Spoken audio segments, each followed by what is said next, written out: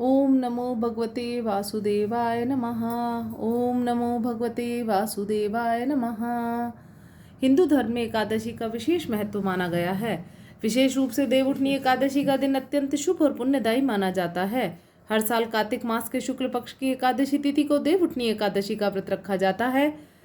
मान्यता है कि इस दिन भगवान श्री हरि विष्णु 4 महीनों की योग निद्रा से जागते हैं तथा सृष्टि संचालन का कार्य पुनः आरंभ करते हैं। इसके साथ ही चतुर्मास का समापन के साथ मांगलिक कार्य आरंभ हो जाते हैं। देवउठनी एकादशी के दिन भगवान विष्णु को जगाने के साथ व्रत रखने का विधान है। इस साल देवउठनी एकादशी पर काफी शुभ योगों का निर्माण हो रहा है। भगवान विष्णु की कृपा से सुख समृद्धि धन संपदा की प्राप्ति होती है। आइए जानते हैं देवउठनी एकादशी की संपूर्ण व्रत कथा। एक समय की बात है, एक राज्य था जहां धर्म, आस्था और संस्कारों का पालन बड़े नियमों से किया जाता था। राज्य के लोग अत्यंत धार्मिक और श्रद्धावान थे। वे महीने में 2 बार आने वाली एकादशी का व्रत सच्चे मन से करते थे। उस दिन पूरे राज्य में कोई भी अन्न का दाना तक नहीं खाता था, चाहे वह मनुष्य हो या पशु। सभी उपवास और संयम का पालन करते थे। इसी राज्य में एक बार दूसरे नगर से एक व्यक्ति नौकरी की तलाश में आया और वह राजा के दरबार में पहुंचा और विनम्रता से बोला, महाराज कृपया मुझे इस राज्य में नौकरी दे दीजिए। राजा ने उसके भाव और ज़रूरत को समझते हुए कहा, नौकरी तो मिल जाएगी, किंतु हमारे राज्य में रहने के लिए एक नियम है। हर माह 2 एकादशी व्रत होते हैं। इन तिथियों का पूरे राज्य में किसी को भी अन्न नहीं मिलता। सभी व्रत रखते और फलाहार करते हैं। यदि तुम इस नियम को स्वीकार करते हो तभी यहाँ रह सकते हो और नौकरी प्राप्त कर सकते हो। कुछ समय बाद व्यक्ति ने बिना विचार किए कहा, महाराज मैं आपकी शर्त स्वीकार करता हूँ। वह प्रसन्न था कि उसे रोजगार तो कम से कम मिल गया। कुछ समय बाद एकादशी का दिन आया। राज्य में उपवास का वातावरण था। उस व्यक्ति को भी अन्न नहीं दिया गया, केवल फलाहार के फल प्रदान किए गए, लेकिन व्यक्ति को फलाहार से तृप्ति नहीं मिली। भूख बढ़ने लगी और वह बेचैन हो उठा।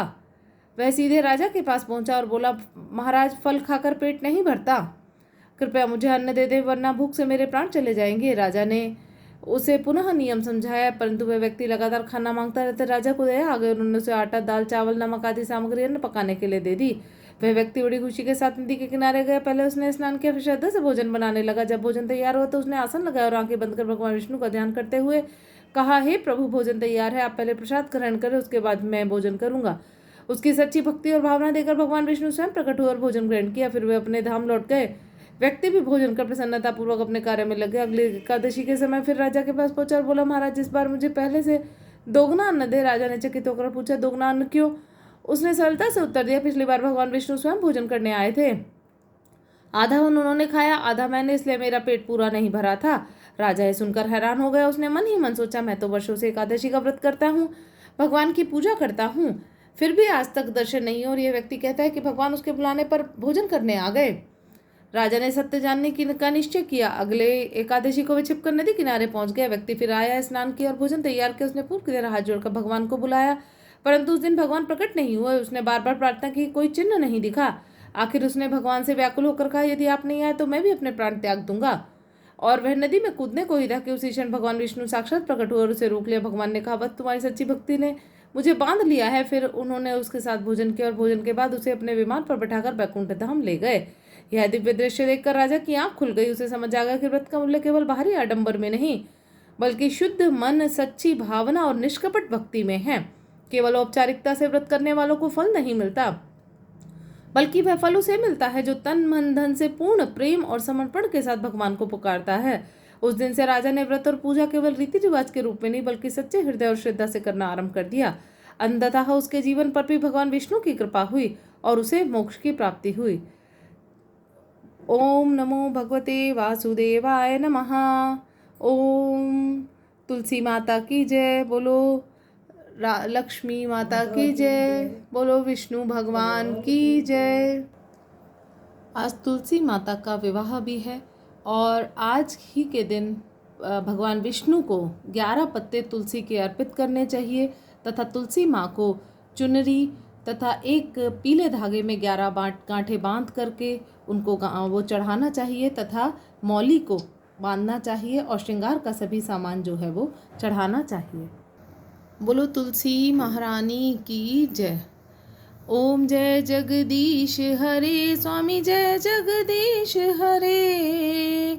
भक्त जनों के संकट, दास जनों के संकट क्षण में दूर करे। ओम जय जगदीश हरे।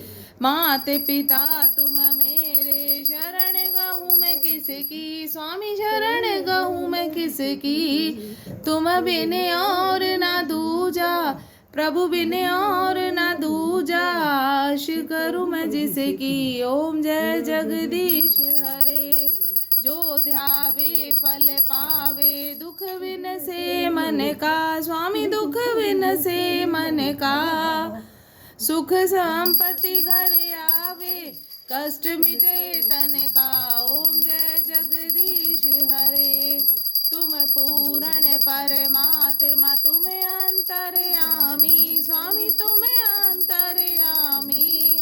पार ब्रह्म परमेश्वर, तुम सबके स्वामी। ओम जय जगदीश हरे।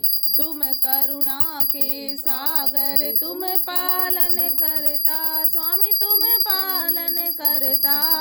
मैं सेवक तुम स्वामी, कृपा करो भरता। ओम जय जगदीश हरे। तुम हो एक अगोचर, सबके प्राणपति, किस सबके प्राणपति। किस विध मिलूं दयामया, तुमको मैं कुमति। ओम जय जगदीश हरे। दीन बंधु दुख हरता, ठाकुर तुम मेरे, स्वामी रक्षक तुम मेरे। करुणा हस्त बढ़ाओ, द्वार पड़ा मैं तेरे। ओम जय जगदीश हरे। विषय विकार मिटाओ, पाप हरो देवा, स्वामी कष्ट हरो देवा। श्रद्धा भक्ति बढ़ाओ, संतन की सेवा। ओम जय जगदीश हरे। बोलो विष्णु भगवान की जय, बोलो लक्ष्मी मैया की जय, बोलो तुलसी महारानी की जय।